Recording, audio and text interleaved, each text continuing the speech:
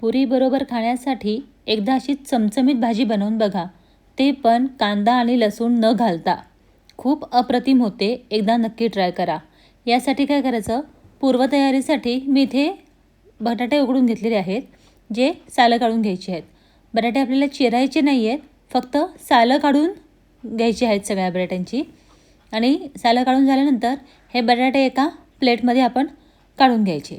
बटाटे प्लेटमध्ये काढून घेतल्यानंतर मी इथे 4 ते 5 मीडियम साईजचे टोमॅटो जे आहेत ते स्वच्छ धुवून घेतलेले आहेत.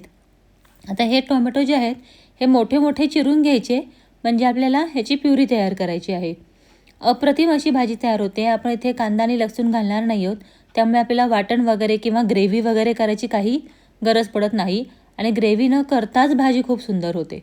आता हे काय करते, मी मोठे मोठे चिरून घेते आहे, कारण की आपल्याला मिक्सरमधून त्याची प्युरी तयार करून घ्यायची आहे. मी 2 वेळेसाठी म्हणून ही भाजी बनवली आणि तुम्हाला विश्वास नाही बसणार, एकाच वेळेमध्ये ही भाजी फस्त झाली, इतकी अप्रतिम झाली. हे बघा, आता हे सगळं मिक्सरमधून काढून घेते. आपण पूर्वतयारीमध्ये आपल्याला फक्त बटाटा लागणार आहे उकडून आणि टोमॅटोची प्युरी लागणार आहे. हे बघा, मी इथे मिक्सरमधून त्याची प्युरी तयार करून घेतली. आता काय करायचं, एका कढईमध्ये साधारण 4 ते 5 मोठे चमचे तेल घ्यायचं. तेल थोडंसं जास्त घ्यायचं, कारण की तेलाशिवाय त्याला छान अशी तरी येणार नाही. तेल घालून झाल्यानंतर ना मग ह्याच्यामध्ये 1 चमचाभर जिरं घालून घ्यायचं. जिरं घालून झालं की मग 1 चमचाभर ह्याच्यामध्ये आपण बडीशोप घालून घ्यायची. बडीशोप घालून झाली की मग पांढरे तीळ घालून घ्यायची. ह्याच्याने एकदम स्वाद छान येतो. बडीशोप नंतर जिरे नंतर पांढरे तीळ, ह्याच्यामुळे ना स्वाद खूप छान येतो. 1 चमचाभर पांढरे तीळही घालून घ्यायची. मी इथे 3 लाल मिरच्या घातलेल्या आहेत. नंतर ह्याच्यामध्ये आलं जे आहे ते किसून घातलेलं आहे. तुम्ही बारीक चॉप करून पण घालू शकता, पण मी इथे किसून घेतलं, त्याच्याने फ्लेवर जास्त छान येईल. 1 मिनिटभर छान असं परतून घ्यायचं. हे परतून झालं ना की मग ह्याच्यामध्ये आपल्याला कसुरी मेथी घालून घ्यायची. कसुरी मेथीचा एकदम छान असा स्वाद येतो, त्यामुळे विसरायचं नाही. कसुरी मेथी साधारण 1 मोठा चमचाभर घालून घ्यायची. पुन्हा एकदा छान 2 मिनटं परतून घ्यायचं. परतून झालं की मग जी टोमॅटोची प्युरी आपण बनवलेली आहे ती आधी घालून घ्यायची. प्युरी घालून छान 2 मिनटं परतून घ्यायची. परतून झाली, व्यवस्थित एकजीव झालं सगळं की मग ह्याच्यामध्ये मसाले घालून घ्यायचे आहेत. मसाल्यांमध्ये मी इथे अर्धा चमचा हिंग घातलेला आहे, अर्धा चमचा हळद घालून घ्यायची. नंतर एक चमचाभर मोठा लाल मिरची पावडर घालून घेतलेली आहे, जे तिखट आहे. नंतर 1 चमचाभर मोठा बॅडगी मिरची पावडर, जी कलरसाठी, ती घालून घ्यायची. आणि 1 चमचा मी गरम मसाला घालून घेतलेला आहे. ह्याच्यामध्ये बाकी काहीही घातलेलं नाही आहे. हेच फक्त घालून ह्याच्यात छान असं मिक्स करून घ्यायचं. मिक्स करून झालं ना हे की मग ह्याच्यामध्ये आपल्याला बटाटा घालून घ्यायचा. पण हे आधी छान व्यवस्थित 1-2 मिनटं उकळी येईपर्यंत हे करून घ्यायचं, छान परतून घ्यायचं व्यवस्थित. हे बघा, अशा पद्धतीने बनवायला प्रचंड सोपी भाजी आहे, फार काही अवघड नाही आहे ह्याच्यामध्ये बनवायला. आता हे उकळी आल्यानंतर बटाटा जो आहे तो मी तुम्हाला म्हटलं होतं ना कापून नाही घ्यायचा आहे, तो याच्यासाठी, कारण की ह्याच्यामध्ये बटाटा आपल्याला असा कुस्करून घालायचा आहे. कुस्करून घातल्याने काय येतं, भाजी एकदम छान मिळून येते आणि बटाटा जो आहे ना त्याचा छान म्हणजे घट्टपणा येतो. बटाटा कुस्करून घातल्याने, बटाट्याच्या फोडी घातल्याने असा घट्टपणा येत नाही जो बटाटा कुस्करून घातल्याने येतो. त्यामुळे इथे आवर्जून बटाटा जो आहे तो कुस्करून घालायचा.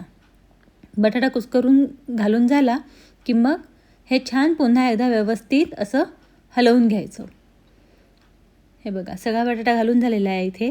आता मी परत एकदा छान व्यवस्थित एकजीव करून घेते. एकजीव करून झालं ना, सगळं व्यवस्थित मिक्स झालं की मग ह्याच्यावरती पाणी घालून घ्यायचं. आता पाणी तुम्हाला किती हवं त्याप्रमाणे तुम्ही अंदाजाने घालू शकता, पण शक्यतो ही भाजी फार रश्श्याची नाही करायची. घट्टसर ठेवली की ती पुरीच्या बरोबर किंवा पोळीच्या बरोबर खायला खूप सुंदर लागते. त्यामुळे थोडीशी पाणी जरा थोडंसं कमीच घालायचं, फार जास्त असा रस्सा करायचं नाही. मी इथे साधारण 1 ग्लासभर पाणी घालून घेतलेलं आहे. हे बघा, 1 ग्लासभर पाणी ह्याला पुरेसं होतं. पुन्हा एकदा छान व्यवस्थित हलवून घ्यायचं. हे बघा, भाजी खूप छान अशी अप्रतिम तयार होते. तुम्ही एकदा नक्की ट्राय करा ही अशा पद्धतीने भाजी. माझ्या मुलीला आरवीला रस्सा भाजी बिलकुलही आवडत नाही, तिला बटाट्याची कोरडी भाजी आवडते, पण तिनेसुद्धा मिटक्या मारत खाल्ली, इतकी सुंदर झाली. आता छान व्यवस्थित हलवून झाली की मग ह्याच्यावरती शेवटी थोडीशी कोथिंबीर घालून घ्यायची. कोथिंबीर घालून घ्यायची आणि मग नंतर एकदा मिक्स करून घ्यायचं. मिक्स करून मग अगदी शेवटी, म्हणजे मी कायम माझ्या भाज्यांमध्ये मीठ एकदम शेवटी घालते, कारण की अंदाज येतो त्यामुळे. तर आता हे सगळं मिक्स करून झाल्यानंतर ह्याच्यावरती मीठ घालून घ्यायचं आणि एक उकळी येऊ द्यायची छानपैकी, म्हणजे आपली भाजी तयार होते. हे बघा, छान. आता असं एकदा पुन्हा हलवून घ्यायचं. एक उकळी येईपर्यंत हलवून घेतलं की सगळं छान जिन्नस एकजीव होतात आणि भाजी अप्रतिम अशी तयार होते. बनवायला खूप सोपी आहे, तुम्ही एकदा नक्की ट्राय करा. आणि इथे सांगायला आवडेल मला की तुम्हाला जर माझी रेसिपी आवडत असेल तर मला कमेंट नक्की करा. तुमची कमेंट आली की मला खूप छान वाटतं. आणि अशा छान छान रेसिपीजसाठी आहे ना, चॅनलला लाईक, शेअर आणि सबस्क्राईब करायला विसरू नका. ही भाजी पुरीबरोबर अप्रतिम लागते. तुम्हाला पुरीची रेसिपी हवी असेल तर मी डिस्क्रिप्शन बॉक्समध्ये याची लिंक दिलेली आहे. अशी टम्म फुगणारी आणि फुगूनच छान अशी राहणारी आणि कमी तेलकट अशी पुरी कशी बनवायची ते मी रेसिपी दिलेली आहे याच्या अगोदर. तर ती मी लिंक तुम्हाला डिस्क्रिप्शन बॉक्समध्ये देते. तर अशा पद्धतीने पुरी अशी टम्म फुगलेली तयार करायची. या पुरीबरोबर भाजी अप्रतिम लागते.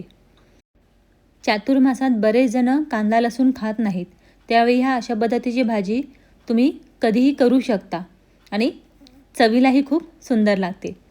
एकदा नक्की ट्राय करा. भेटू पुढच्या एखाद्या अशाच छानशा रेसिपीमध्ये. तोपर्यंत बाय, टेक केअर.